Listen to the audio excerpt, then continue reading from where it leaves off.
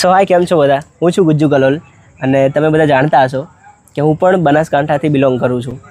સો આજે અમારા બીજા એક મિત્ર છે હસમુખભાઈ બઢિયા, જે ઓલ્સો બનાસકાંઠાથી બિલોંગ કરે અને ગામ સોનેતના વતની છે.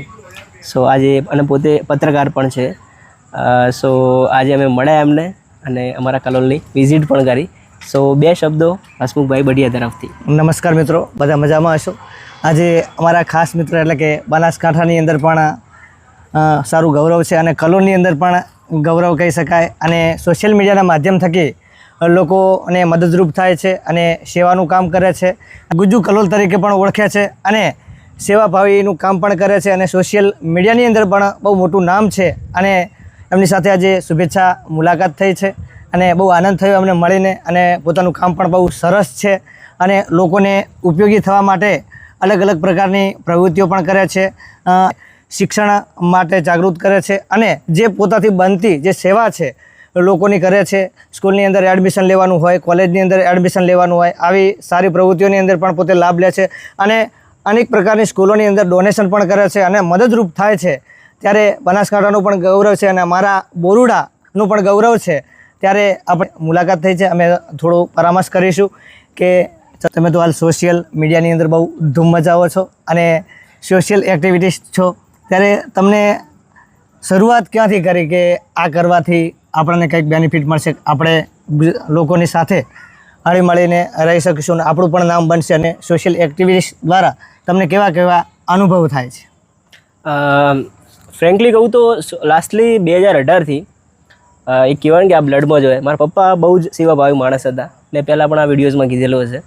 તો મેં એમને જોયેલા છે. મારા મોટા ભાઈ જે ખુદ ઘણી બધી પ્રવૃત્તિઓ કરતા જ રહેતા, જે ચકલાઓને ચણ નાખવું, ડોગ્સ જે કૂતરાઓ જે લોકલ જે ફરતા હોય છે એમને જમાડવું, એમની સેવા કરવી, આ બધી વસ્તુ હું નાનપણથી જોતો આવ્યો છું. તો હું પણ આ વસ્તુથી પ્રેરિત થયો છું અને 2018-19થી મેં આ વસ્તુના વિડીયોઝ પણ બનાવવાના ચાલુ કર્યા હતા. ત્યારે વિચાર્યું નહોતું બોસને કે આ લેવલ ઉપર હું આવી જઈશ. ધીમે ધીમે મેં પહેલાં સ્ટોરી જ નાખતો હતો, એ ઇન્સ્ટાગ્રામ પર સ્ટોરી આવે ને એ જ હું ખાલી અપલોડ કરતો હતો. બટ પછી ધીમે ધીમે અમારા પ્રવીણભાઈ કૈલાસબેન ચૌહાણ કરીને જે આઈડી છે એમણે થોડા ઘણા મને મોટિવેટ કર્યા હતા કે વિડીયોઝ તમે થોડા ઘણા બનાવો.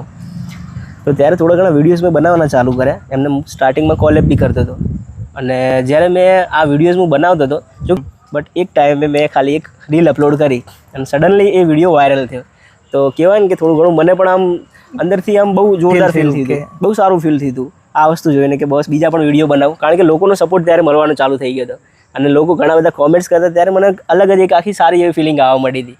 તો મેં બીજા વિડીયોઝ અપલોડ કરવાના ચાલુ કર્યા અને આ ઓલમોસ્ટ કહેવામાં આવે કે 2018ની જર્ની છે અને આ 2026 ચાલે છે. એના પછી મેં ઘણી બધી જગ્યાએ વિઝિટ પણ કરી હતી. સ્કૂલ જેવું બાપુએ કીધું એવું સ્કૂલ છે, બીજી બાળ મંદિર છે, બાળકોની સેવા કો, ગાય છે, પક્ષીઓની સેવા છે, ડોગ્સ, કોઈ બાકી આઈ મીન 100% બધી નહીં કરી, નિસ્વાર્થ ભાવે જ. તો અને આજે ગુજ્જુ કલોલ તરીકે થોડું ઘણું નામ અમારું પ્રખ્યાત થઈ ગયું છે. સો આ છે જર્ની અમારી બસ. અને છેલ્લે તો વધારે તો કે મહીપતસિંહ ફાઉન્ડેશનની અંદર પણ તમે મુલાકાત લીધી છે અને મહીપતસિંહ ફાઉન્ડેશનનું પણ બહુ ગુજરાતની અંદર પણ બહુ જોરદાર નામ છે અને એ પણ એક સેવા ભાવી જોરદાર સેવા, નામ પણ પોતાનું અનાથ આશ્રમ પણ છે, શિક્ષણને લગતું પણ કામ કરે છે. તો એમના વિશે તમે શું કહેવા માંગો છો? મહીપતસિંહ બાપુ જોડે મેં ફર્સ્ટ ટાઈમ મુલાકાત કરી હોય તો 2025માં 13 ડિસેમ્બરે અમારી લાઇબ્રેરી તરફથી અમે લોકો ફ્રૂટ લઈને ગયા હતા. ઓલમોસ્ટ 40-45 હજારના હતા અને ઘણા બધા સારા એવા ફ્રૂટ લઈને ગયા હતા અમે લોકો. સો અમે લોકો ફર્સ્ટ ટાઈમ ત્યાં વિઝિટ કરી. ઇવન પહેલાંથી વિડીયોઝ તો હું એમને જોતો જ હતો. તો ત્યારે ફ્રૂટ લઈને ત્યાં આગળ ગયા હતા અમે લોકો. ત્યાં આગળ ટેકો દિવ્યાંગ આશ્રમ છે, ધરતીનો છેડો વૃદ્ધાશ્રમ છે, શિક્ષણ એજ સંકુલ, આ 3 થી 4 એવા આશ્રમ બનાવેલા છે બાપુએ, જ્યાં બાળકોથી લઈ બહેનો પછી જે છોકરાઓ છે, વૃદ્ધો છે, આ બધાની સેવા બાપુ કરતા જ હોય છે. ઇવન એ લેવલ ઉપર છે બોસ કે જે મા બાપ જે દીકરા હોય દીકરીઓ જે તરછોડેલા હોય એ વ્યક્તિઓને ત્યાં આગળ આશ્રમ આપવામાં આવે છે. બાપુ ક્યારે જોતા નથી કે એ કોઈ કઈ કાસ્ટના છે, કયા ધર્મના છે. મહીપતસિંહ ફાઉન્ડેશનમાં કોઈ પણ વ્યક્તિ આવ્યું એટલે એ ખાલી એક માણસ તરીકે ટ્રીટ કરવામાં ત્યાં આવે છે. ઇવન દરેક પ્રકારની ત્યાં સેવા બી આપવામાં આવે. ઇફ તમે જો વિકલાંગ કોઈ દિવ્યાંગ વ્યક્તિ હોય તો બાપુ તેમને જે સાયકલો આવે છે ને એ પણ તેમને પ્રોવાઈડ કરે છે. એટલે બહુ જોરદાર રીતે હું આમ જોવા જઈએ ને તો એમનાથી બહુ જોરદાર પ્રેરિત થયેલો છું. ચોક્કસ. અને છેલ્લે તો એ કહીશ કે તમે જ્યારે કહો છો કે યુનિવર્સિટીની અંદર એડમિશન પણ કરાવો છો અને કારકિર્દી બનાવવા માટે વિદ્યાર્થી મિત્રોને તમે ઉપયોગી થવો છો, ત્યારે તમે વિદ્યાર્થી મિત્રોને શું સંદેશ આપવા માંગો છો અને હાલ શિક્ષણની ખાસ જરૂર છે હા. કેમ કે ગુજરાતની અંદર તમે જુઓ છો કે હાલ શિક્ષણ વગર બધું જ હા, અધૂરું 100%, છે 100%. તો એના વિશે તમે શું કહેવા માંગો છો?